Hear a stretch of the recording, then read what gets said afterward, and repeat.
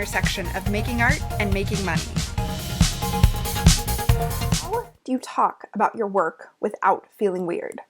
This is something so many artists struggle with, and we are going to explore how you can talk about your work without feeling weird today on the podcast. Welcome. It is episode 103 of Explore Your Enthusiasm with me, Tara Swiger. We are going to dig in today to talking about your work in a way that you can feel really, really great about. So a question I hear a lot from artists and makers is, how do I describe what it is I do, and how do I talk about my work without sounding weird or salesy or awkward? This is especially true if you're preparing for your first craft show or you're going to a trade show, or you want to just talk to the local people about what it is you do. And this is a question we nearly all have. I feel like there's no one I've ever met that feels just splendid talking about their work 100% of the time. If you feel 100% confident talking about your work, then email me immediately and tell me what your secret is, because I have not found the secret ever. So I have been doing this, teaching artists and makers for the last 6 years, and I've been in business for myself. I've owned and run my own business for over 10 years, and I still struggle with how to talk about my work. On every sales page I write, in every real life conversation I have at the coffee shop, and I just had one last week, and I was like, so awkward. In every time I did a craft show, in every time I have to submit a byline for a magazine or a book, I struggle with how to talk about myself and what I do and fully convey what I think is the awesomeness of it, but without feeling like I'm talking about how awesome I am, like I'm weirdly narcissistic. So I don't know that this question about how to talk about your work without feeling weird ever completely goes away, but you can certainly get better and clearer and less awkward in how you do it if you follow a couple steps, and we're going to explore those steps in this episode. I want to say before we get into it that if you like to take notes as you listen, first of all, totally welcome to do that. But there is a worksheet that goes along with this episode that's going to help you become less awkward in talking about your work. And you can find it at taraswiger.com/talk for, talking about your work. So you just put your email in there and the worksheet will be delivered immediately to your inbox. So that's taraswiger.com/talk if you want to fill out a worksheet for all of the areas we're going to cover.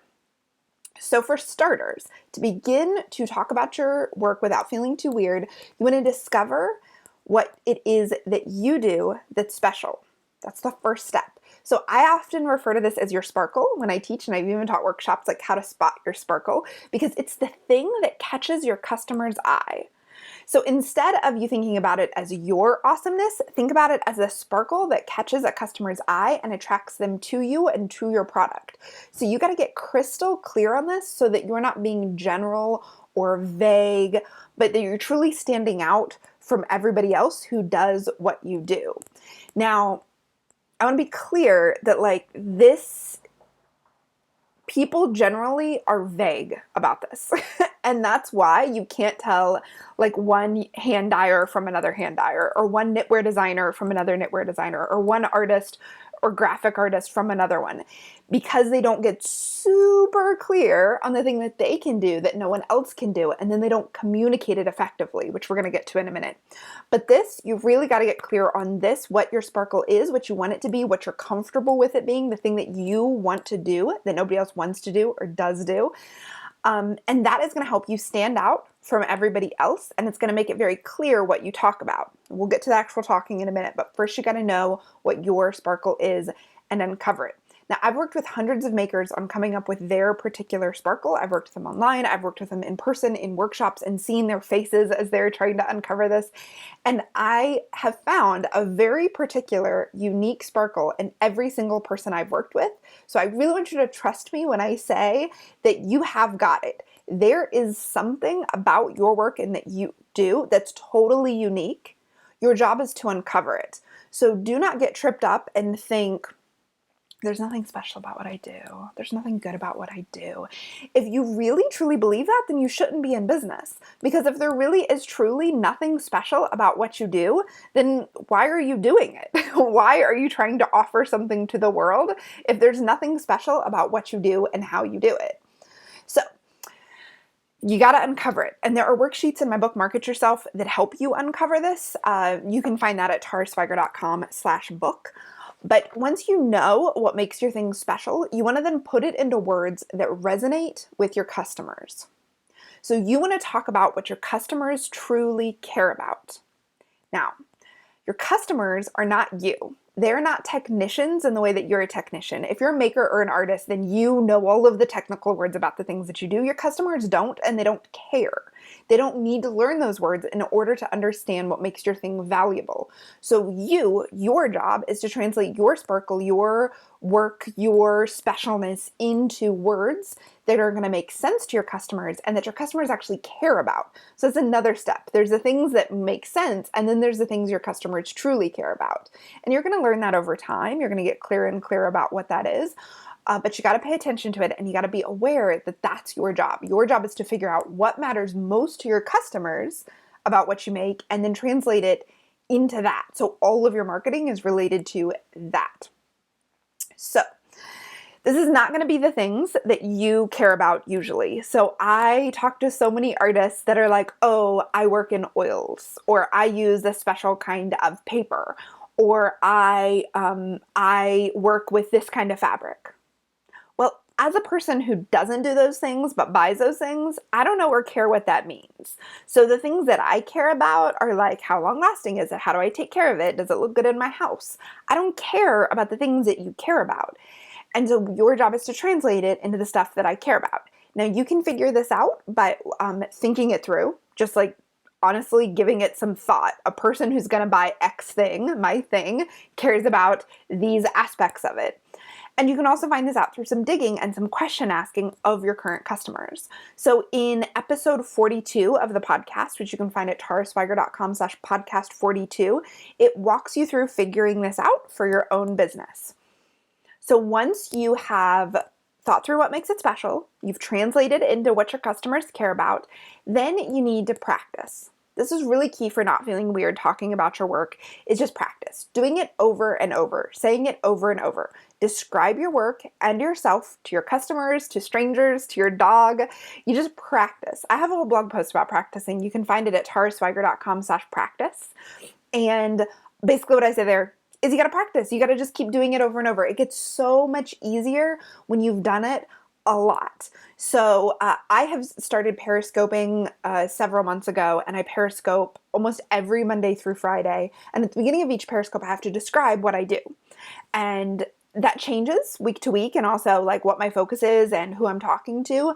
But having to do it on Periscope Monday through Friday, week after week after week, has made me so much more comfortable talking about it. So even though I say something slightly different when I'm talking to a stranger at Starbucks, which by the way, last week a lady who sells Mary Kay and has a huge Mary Kay business, like she has a pink car from her Mary Kay business, she came up and was like, I see you here all the time. I mean, she complimented me a lot, but I think that's because she wants me to buy her makeup. And then she said, I see you here all the time.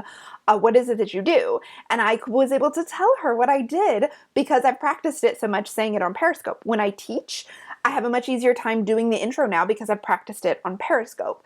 So practice and you'll get better at it. This is especially true if you're nervous about our craft show. Practice. Say what you're going to say to people when they come in your booth. Honestly, the first several times I taught the entire class to my dog first. So he would mostly just nap while I talked about, how to market your craft business. But it really got me over feeling nervous and feeling like I wasn't sure what words were going to come out of my mouth next. So you want to practice. So if you do those three things, you're going to understand what to say about your work. Right? You're going to understand the content of what you say about your work, and you're going to know how to say it. But you still might be feeling weird and self-conscious and kind of narcissistic when you actually talk about it. So how do you stop feeling weird? Let's talk about that. You first need to understand what marketing is and isn't. Your marketing, you're talking about your work, is not to convince anybody to buy it who doesn't already want to buy it. So get over the idea that you're going to talk to people who don't care about your work at all. No, you're only going to talk to people who want to hear about your work. If it's online, these are people who signed up for your emails. These are people who showed up on your blog. These are people who subscribed or followed you on Instagram or Twitter or Periscope or YouTube. These are people who have opted in to hear about you. or else they could just go away. And when people come up and ask you things in your craft show booth, it's because something drew them there. So you're not convincing total strangers, you're talking to people who already have some interest in what you're doing. So that's the first real key to understand, is that you're talking to people who already are interested. And then, this is the really, really big main point, okay? This is going to help you feel so much better about talking about your work. Even though we started out by getting clear about what makes you and your work special, you are not going to be talking about yourself.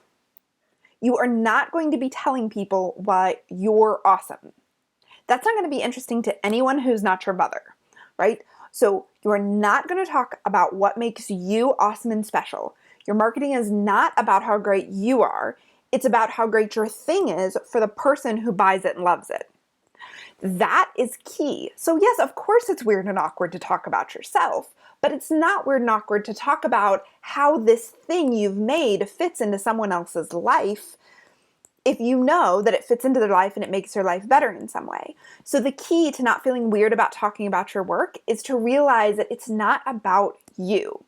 It's not self-promotion. I hate when people online say shameless self-promotion, or sorry for the self-promotion, or it's time for self-promotion. No, you're not promoting yourself. You're promoting how great your work is for the people who buy your work. Remember, you're only talking to people who are interested to begin with.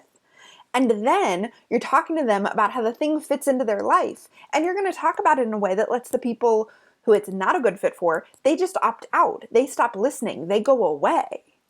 So that way you only have to worry about marketing to your stuff to the people who are interested in it. And then you're only telling them how it can help them, how it can be in their life. So it's not self-promotion, it's promotion of what people are going to love about it and how it makes their life better or more colorful or more interesting. Whatever your work is, it does something for people. Otherwise, you wouldn't be selling it. You would just keep it for yourself. So that's what you're promoting. You're not promoting yourself. You're promoting what your work does for people. Hopefully that immediately you were like, oh, well, that's not so awkward. But let's do some examples. So I used to sell hand spun yarn. And no one cares that it's hand spun, and no one cares at all how much I loved making it. They wanted to know what that meant for them, that they were going to have a one-of-a-kind skein. So one of the things about hand spinning is that the yarn is completely one of a kind. You can't spin the same skein again.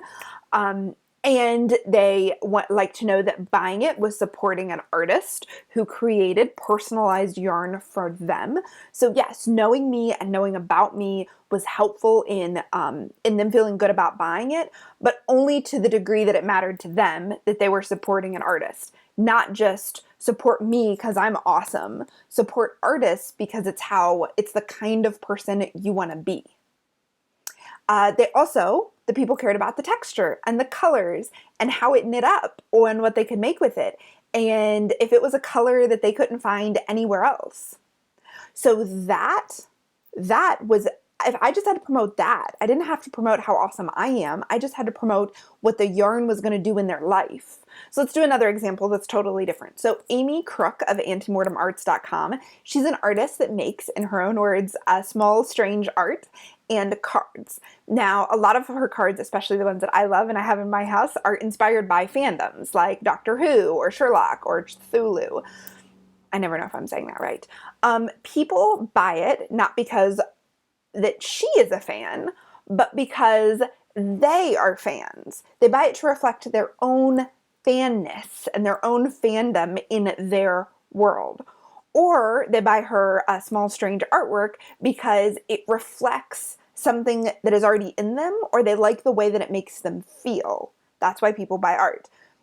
Now, they also buy it from her because they want to support an artist. And so her letting people know, hi, I'm an artist that makes this, and makes these pieces one of a kind and makes this in my own home, and I have cats, that all helps them understand the artist they're supporting, because they're not doing it just because she's a great person. And I met Amy, she is a great person, but they're buying it because they want to feel like the kind of person that supports an artist, and then they actually like the piece. It reflects something for them themselves. They like how it makes them feel, or that it reflects something they were already feeling. Okay, so it's another totally different example. Is now I sell classes and books for makers and artists that want to build a sustainable business and become their own best expert. So although the students care that I know what I'm talking about and I have experience and I've worked with people, they don't want to hear how much I love talking about business. They want to know what the class or the book or the podcast is going to do for them.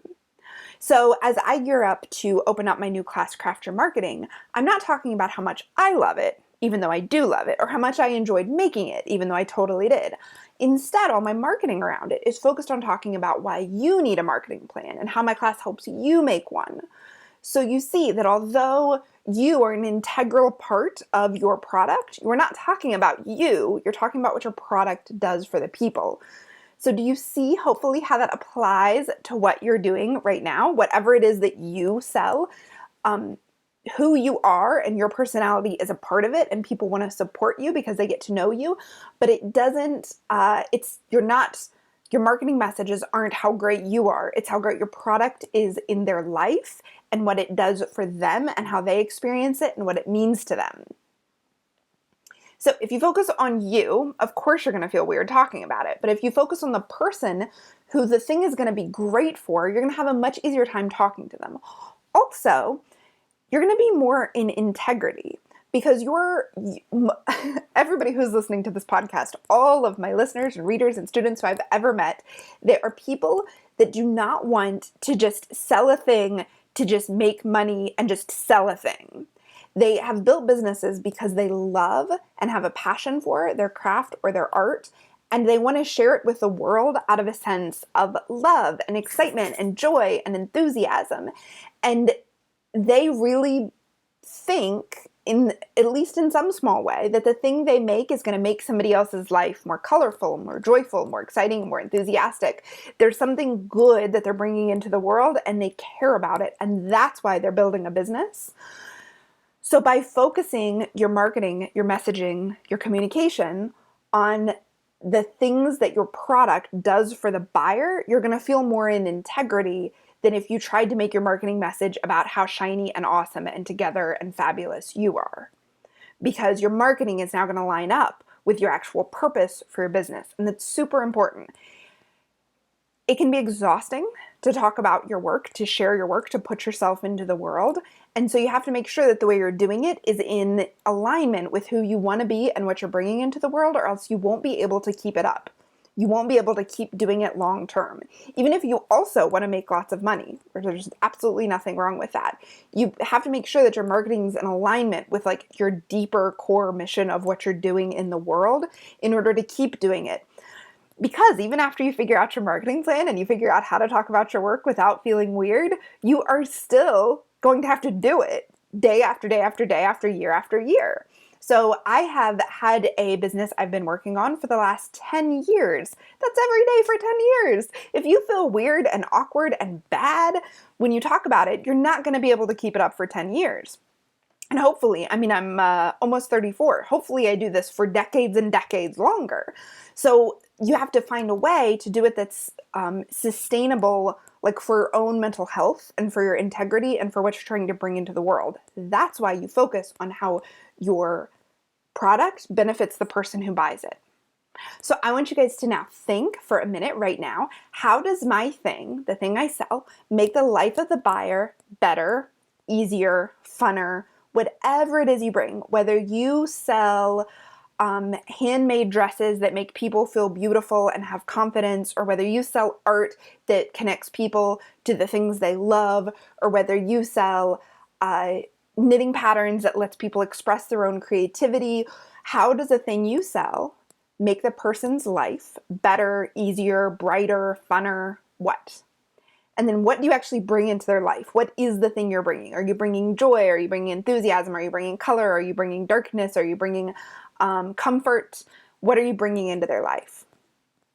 And then the next question is, are you communicating that consistently? Is all of your marketing reflecting those qualities and reflecting how you bring that into somebody's life, how your product brings that into their life? That's a big question. I want you to ponder it. And if not, like, take some notes. Think about what could you do. Get the worksheet to answer the questions, which is going to make it feel a little easier for you. You can get that worksheet at taraswiger.com/talk. And that's going to help you think through some of this. Now, whenever I've worked with a creative or a maker who feels weird talking about what they do and what they sell, we are always able to solve this. So I don't want you to despair. Always. If a person keeps working at it and they don't just give up with like, well, I don't know. If they keep working at it, we're always able to solve the issue of who it's for and how to talk about it without feeling like a total douchebag. So we do that by focusing on what we've just covered. I'm going to just really quick recap it. So either you need to define, well, I'm not going to say either. You need to do all of this. And often people are missing just one or two pieces of this. If you're just starting out, you need to do all of it from the beginning. So you need to define what makes you special and who you want to work with. Then you need to put it into words that resonate for your customers. The best buyer of your thing, what do they care about? So you know what your sparkle is, but how do you translate that into what your customers care about? And then you need to practice. You need to practice saying it to your animals, practice saying it to Periscope, practice saying it on Instagram, practice typing it, practice saying it verbally, practice. And dig deep into who it helps and how, and constantly reframe your marketing to focus on the buyer and not to focus on yourself. Constantly. So it's very easy to identify your sparkle, identify what your customer cares about, and then forget that that's what your marketing is about. It's not about you and how great you are. It's about what your customer cares about and how your product actually helps them. So whenever you're feeling marketing burnout, you're feeling tired, you're feeling like talking about your work is just no fun, reframe it into the thing that you're doing for people, and then reframe your messaging so that's what you're talking about. So the fact is, like I said in the beginning, feeling weird talking about yourself never goes away entirely, but it can get a heck of a lot easier. So if you realize that either you aren't talking about your work at all because you've just been feeling awkward, or you need to work more on some of the aspects we talked about today, I created a free worksheet for you guys. You can find it at taraswiger.com/talk, and it's going to ask you some questions so that you can apply this to your own business and you can start feeling less awkward and weird talking about your own business. It's at taraswiger.com/talk. You just put in your email address and it's going to come right to your inbox. So what we touched on today, this getting clear about what makes your work special, putting it into words that your customers care about, identifying who the heck your customer even is, all of this we're going to cover super in depth in my upcoming class, Craft Your Marketing. If you're listening to this podcast the day it comes out on, I think, April 20th, the class is actually going to open tomorrow. And as a special thank you to people who jump in it in the very first few days, I have got a special gift. I am sending a free signed copy of my book, a physical copy of my book, to the first 10 people who join the class when it opens on April 21st. So to be one of the very first, just go to taraswiger.com/talk and grab your worksheet, and you will be notified when it opens so you can be one of the first 10 and get the book sent to you. And people keep asking me if I'm sending it internationally. Yes, I'm sending it anywhere where you are. So grab it. If you're one of the first 10 people who join the class, you'll get the book. I'll sign it for free. So in order to get on that list, grab your worksheet, taraswiger.com/talk, and you'll hear about the class as soon as it opens. And if you're listening to this later, hello, people of the future, you can still, the worksheet should still be at taraswiger.com/talk, and you will also get an e-course that helps you work on your marketing. And of course, you'll also be sent a link for the class, Craft Your Marketing. But you'll get the worksheet and you'll get a free course on making your marketing more effective no matter where you are in your business right now. So thank you so much for listening, and I wish you a very enthusiastic day. Thanks so much for listening to Explore Your Enthusiasm.